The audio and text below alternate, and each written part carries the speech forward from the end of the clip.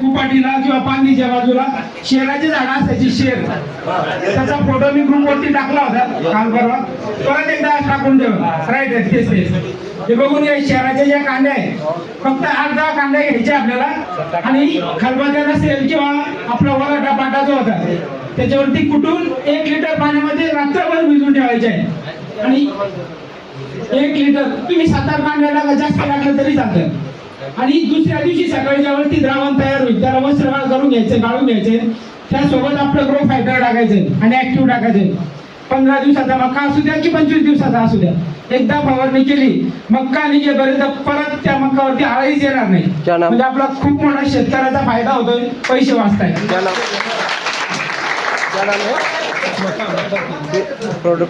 तुम्ही 30 ml टाकू शकता प्रति पंप, 20 लिटरच्या पंपाला. ऍक्टिव्ह 10 ml फक्त वापरायचे.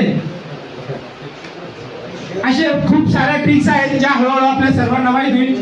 परंतु आता खऱ्या अर्थानं जे आपल्याला जे सेशन सुरू करायचं आहे, तर नाशिकवरतून आपले ग्रेट लीडर आदरणीय पंकज खैरनार सर, ज्यांच्या माध्यमातून आपण बघितला असेल प्लॅनचा व्हिडिओ त्यांनी एक आपल्याला 8 दिवसापूर्वी शो केलेला आहे.